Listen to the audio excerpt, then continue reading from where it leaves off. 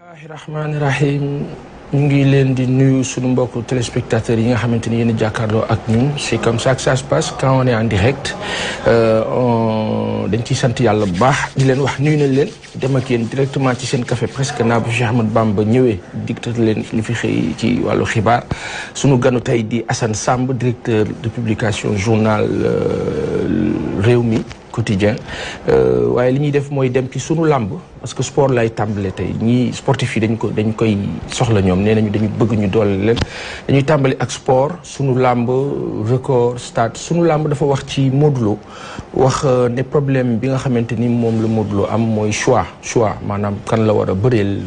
ñan la war a bëreel ku mel ni du daan jëkkoo wax na ci ne Modou Lo war na mën a nangu kii di Ama Baldé Tapha Tine ku mel ni Malick Thiandoum ne moom arène bi mooy déterminer adversaire u roi bi ku mel ni Abdou Gueye ne kenn warul bàyyi choix bi ak Modou Lo donc Balla Gaye 2 moom itam tudd nañ ko ci journal bi di sunu làmb loolu moom moo nekk ci sunu mbokku mbër yi ci journal sunu làmb stade ñëw na ci Sadio Mané Sadio moom fan yi dafa fës wax ñu ne 20 buts en 30 matchs moom la Sadio Mané am loolu nag record bu baax la stat yu baax la yoo xamante ni journal bi noté na ko Mbaye Niang nekk ci début bu baax fële ci Rennes match bu mag bi mu def contre Paris Saint-Germain ñëpp rafetlu ko beneen bi mooy état physique gu Paris Saint-Germain supporters yi vestiaire donc problème bi fa am mu di Neymar stade xëyee na ko kii di Fatou Diagne tamit tudd nañ ko ci journal bi ma dem ci record dafa jël kii di Demba Ba wax ne Demba Ba def ak moom entretien bu mag Demba Ba wax ci Coupe d'Afrique bi daal ni lu tax Sénégal ñàkk lu tax Lions yi daal di échoué loolu dem na ci bu baax a baax match amical Gambie Sénégal bi am tey ci àllarba bi 6 jours yi nga xamante ni ñoo gañe woon ñoo bokk ci groupe bi mooy ñi jógee ci ñi gañe woon Libéria donc Serigne Saliou Dia moom wax na ne que c'est toujours compliqué genre choix yooyu au-delà de ça basket bi renouvellement effectif u Lions yi donc Jeux africains yi et cetera sport bu sunu mbokk des médias yi di journal La Tribune moom ñëw na aussi ci mbiru làmb ji wax ne kii di Modou Lo gannaaw bi mu snobee kii di Ama Baldé maanaam bañ bëreek moom ignoré ko loolu jàkkaarloo ma ak Gris Bordeaux war naa mën a nekk loolu la sport wax damay dem ci sportif yi defe naa kontaan ngeen damay dem directement ci journal bi di Walfadjri wala ma dem ci 24 heures su ma neexee Walfadjri wax na lan la autopsie bii di am ci kii di mbiru Amar Mbaye révélé donc lan la autopsie bi wax loolu démb lañ ko xamal gaa ñi jot ci tey ci journal bi di Walfadjri ma jógee ci Walfadjri loolu mooy li gën a fës ci Walfadjri damay dem ci ñi nga xamante ni ñooy sunu mbokku moo xam Dakar Time wala 24 heures wala l'évidence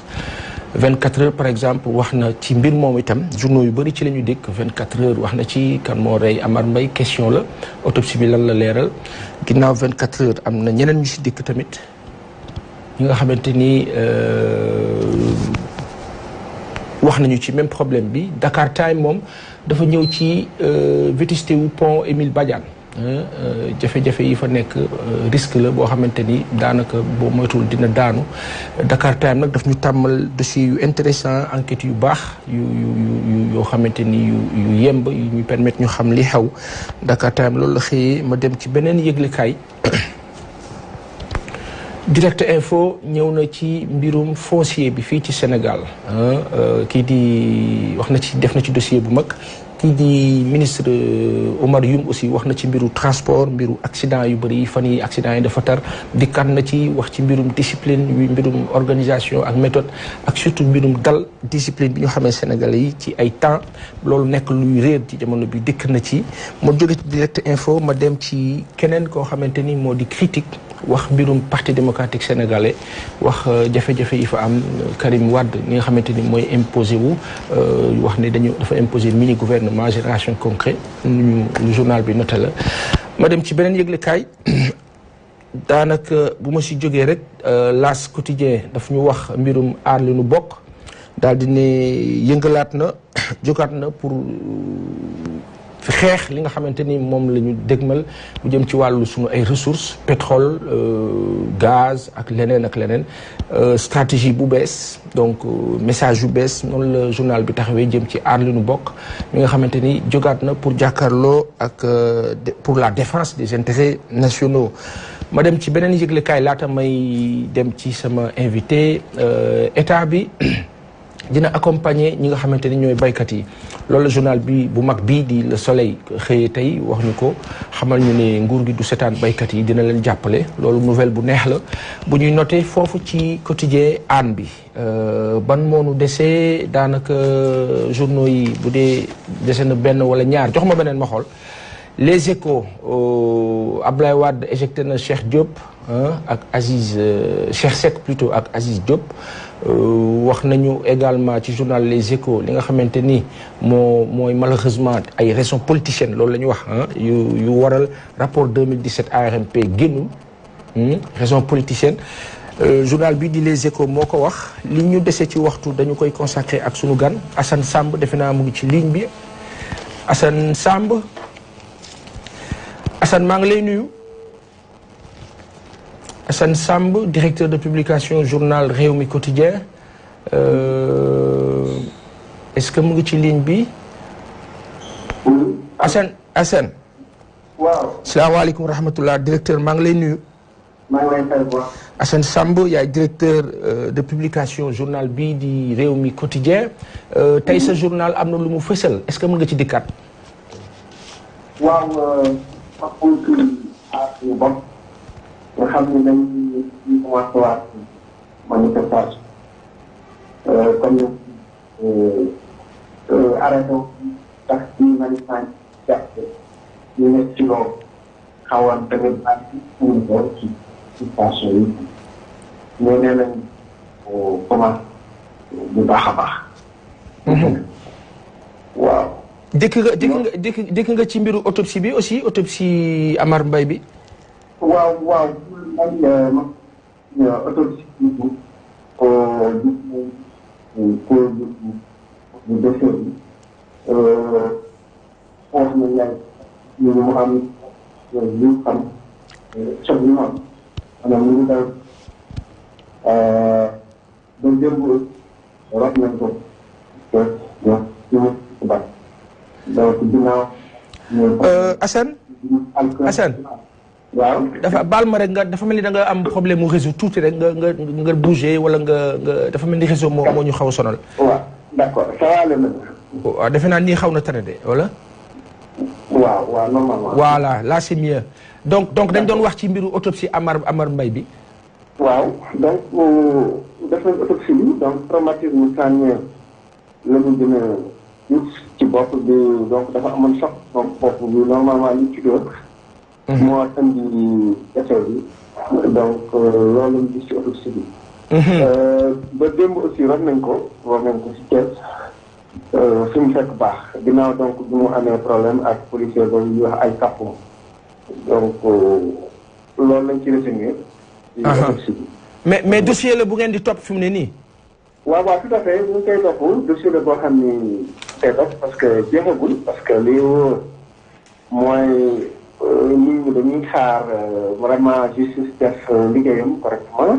bu fekkee am na erreur ñu xam ne am na erreur. au niveau de la police. jël seen responsabilité baax na ci. parce que tamit am na nit ku faatu te bakkan dafa fort.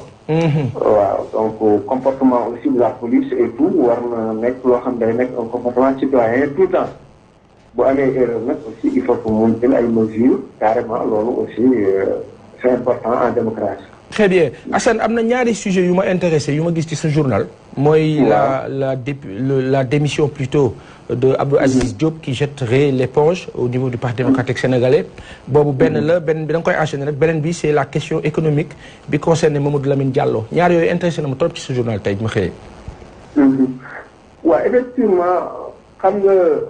Aziz Diop bon dafa démissionner donc rejoindre carrément. Babacar Gueye ak maître Amadou Sall ak ñeneen ñi nga xamante ni gisul seen bopp ci li nga xam ne moom la Ablaye Wade décidé. donc maanaam Ablaye Wade bi décidé concerté wu leen parce que Aliou Sam moo gën a feeñal wax ji parce que moom wax na carrément ni affaire la boo xam ni tegul ci yoon. te ni nga ko doxalee du noonu. effectivement comme ni nga ko doon xalaatee Ablaye Wade dafay toog jël ay décision comme na ma ko daan defee nag bu jëkkoon. waaw xam nga li koy dañeel nii dañu kon fa yàgg a nangul. parce que ñu wax ni moo doon la seule constante. maanaam moom rek mooy décidé ci parti bi moom mooy boobu mooy bu ñu loolu ñëpp d'accord nañ ci léegi nag dafa mel ni gars yi dañuy commencé di ko teg. alors loolu moo di problème bi donc la ñu nanguloon a laaj bi kon léegi nangootuñ ko xëy na aussi ni ñu positionné Karim ak difficulté yi parti bi am fan yi ci période yi passé ñu ne Karim day ñëw fi ñëw gëm loolu ñëpp ni day ñëw fi ñëw gëm loolu ñëpp dañuy participer ci élection yi parce que gëm loolu ni élection du fi am élection yi passé Ablaye Wade noppi waxul bon dañ xëy rek commencé ni day restructurer parti bi kenn xamul ni ci Karim ci yan condition la demee leeraluñ ci benn militant yooyu yëpp dafa indi problème mu tuurante ci biir parti bi maanaam tey militants yi xamuñu dëgg-dëgg fan lañ jëm. ok voilà am problème leadership loolu gën na tax comme Madické ni mu def alors ñu dàq ko xas ko gën na tax frustration yi gën a yokku ñu bëri mer fanaanal denc fanaanal doon xaar Ablaye Wade ci lu mel ni